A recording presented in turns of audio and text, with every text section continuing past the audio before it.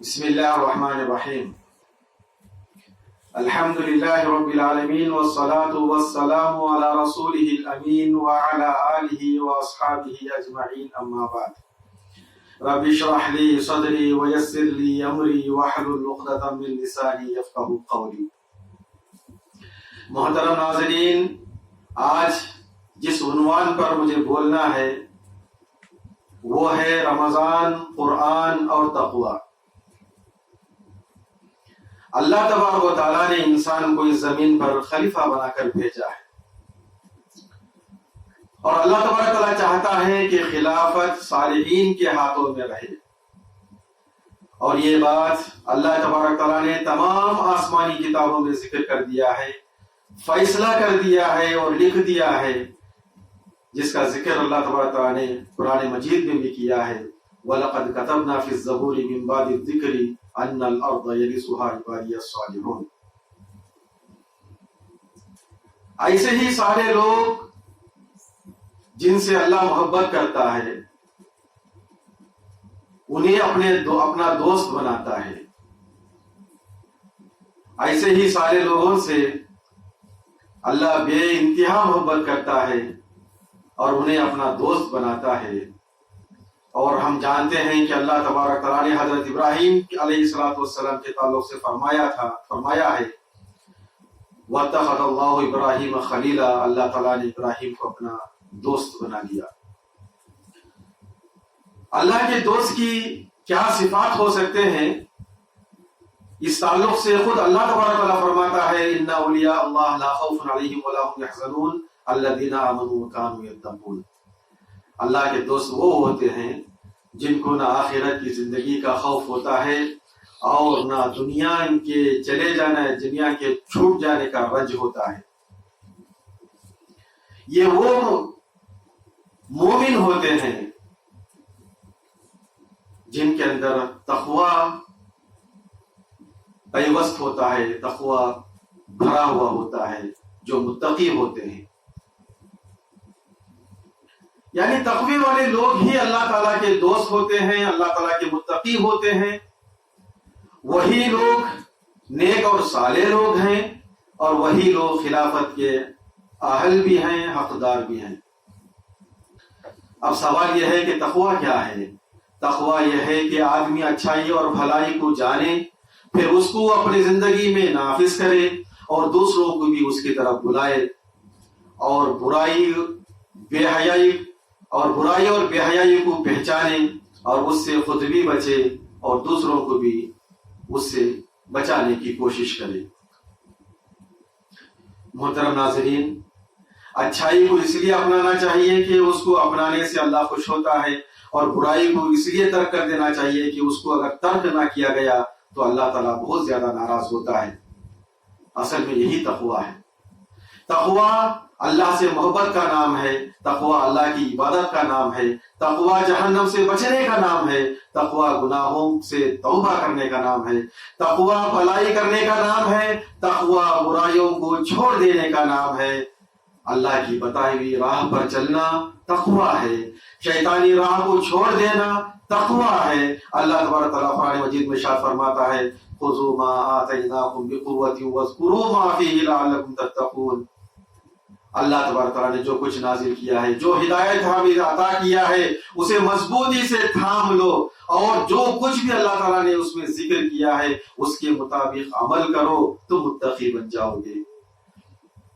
انصاف قائم کرنا تقوی ہے، ظلم سے لڑنا اور اس کو مٹا دینا تقوی ہے۔ وَلَكُمْ فِي الْقِصَاصِ حَيَاةٌ يَا أُولِي الْأَلْبَابِ لَعَلَّكُمْ تَتَّقُونَ۔ اے عقل مند لوگو، قصاص لیا کرو، قصاص میں تمہارے لیے زندگی بھی ہے اور اس سے تم متقی بن جاؤ گے۔ یعنی ہر نیکی کا کام تقوی ہے، ہر برائی کا کام بے حیائی ہے اور تقوی کے خلاف ہے۔ اب دوسرا سوال یہ پیدا ہوتا ہے کہ یہ تقوی ہمیں کہاں سے ملتا ہے؟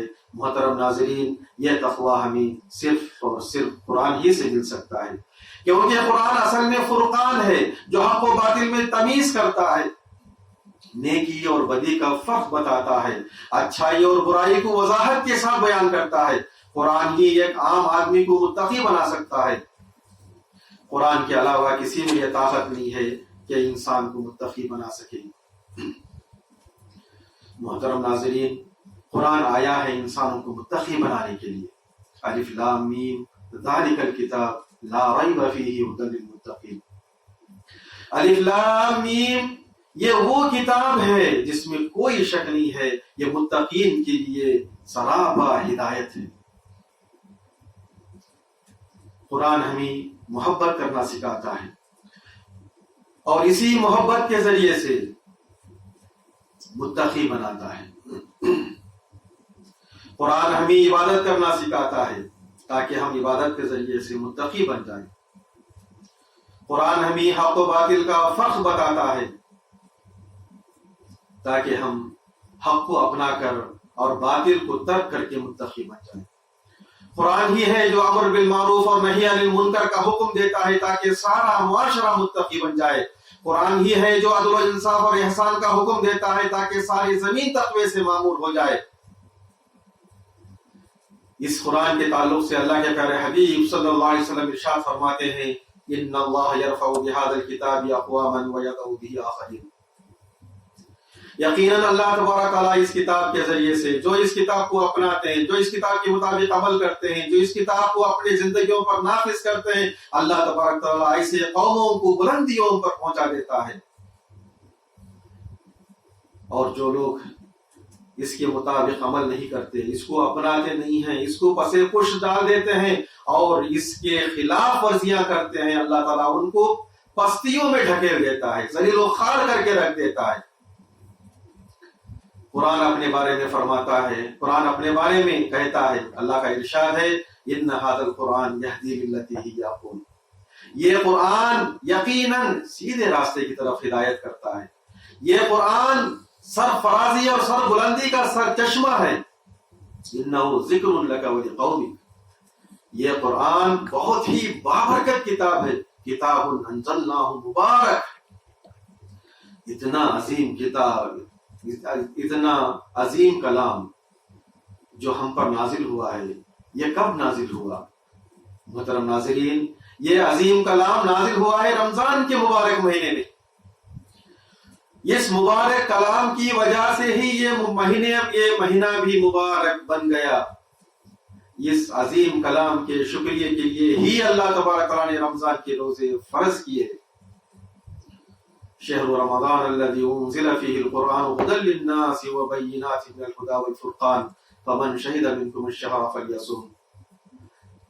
رمضان کا مہینہ وہ مہینہ ہے جس میں قرآن کو نازل، جس کے اندر ہدایت کی روشن دلائل موجود ہیں۔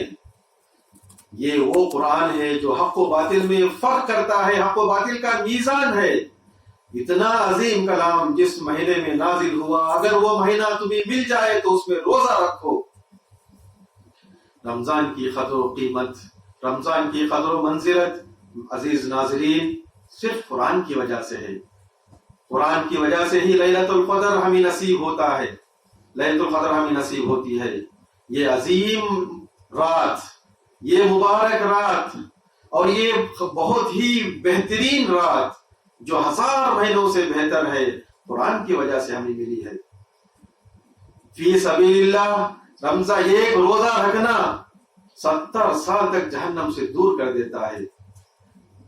رمضان کے مہینے میں ایک فرض کام 70 فرض کے برابر ہوتا ہے۔ رمضان کے مہینے میں ایک نفل کام فرض کے برابر ہوتا ہے۔ رمضان آیا ہے قرآن پر عمل کرنے کی ٹریننگ دینے کے لیے۔ رمضان آیا ہے یہ سکھانے کے لیے کہ اللہ تبارک تعالی، رمضان آیا ہے یہ سکھانے کے لیے، رمضان آیا ہے یہ سکھانے کے لیے کہ ہمیں اللہ کا حکم کیسے ماننا چاہیے، اللہ کا حکم ماننے کا طریقہ کیا ہے۔ یہ رمضان آیا ہے یہ سکھانے کے لیے کہ صبر کیسے کیا جاتا ہے۔ رمضان آیا ہے یہ سکھانے کے لیے کہ اللہ کا حکم ہی سب کچھ ہے انسان کے لیے۔ اللہ کے حکم کے سامنے سر تسلیم کر دینا ہی رمضان کا مقصد ہے۔ حلال بھی اس وقت تک حلال ہے جب تک اللہ اسے حلال کرے، جس وقت وہ حلال کو حرام قرار دے دے تو حلال بھی حرام ہو جاتا ہے۔ رمضان اصل میں انسان کو متقی بنانے کا طریقہ اور سلیقہ سکھانے کے لیے، بتانے کے لیے آیا ہے۔ جو آدمی رمضان میں بھی متقی نہ بن سکا پھر وہ کبھی متقی نہیں بن سکتا۔ نبی کریم صلی اللہ علیہ وسلم کا ارشاد ہے وہ انسان برباد ہو جائے جو اس کو رمضان ملے، جو رمضان کا مہینہ پائے اور پھر بھی وہ اپنی بخشش کا سامان نہ کر لے۔ حاصل کلام یہ ہے، خلاصہ کلام یہ ہے کہ رمضان انسان کو قرآن سے قریب کرتا ہے اور قرآن انسان کو متقی بناتا ہے، اور متقی اللہ کا دوست ہوتا ہے، اور اللہ کا دوست ہی جنت میں جاتا ہے۔ اللہ سے دعا ہے کہ اللہ تعالیٰ ہمیں متقی بنائے، اور اس قرآن کو جو ہمیں متقی بنانے کے لیے آیا ہے اس کو اچھی طرح سے پڑھنے، اس کو سمجھنے اور اس کے مطابق عمل کرنے کی تو توفیق عطا فرمائے، اور اس قرآن کو ساری دنیا میں پھیلانے اور نافذ کرنے کی توفیق عطا فرمائے، اور رمضان سے اچھی طرح سے خوب فائدہ اٹھانے کی توفیق عطا فرمائے۔ وآخر دعوانا الحمدللہ رب العالمین۔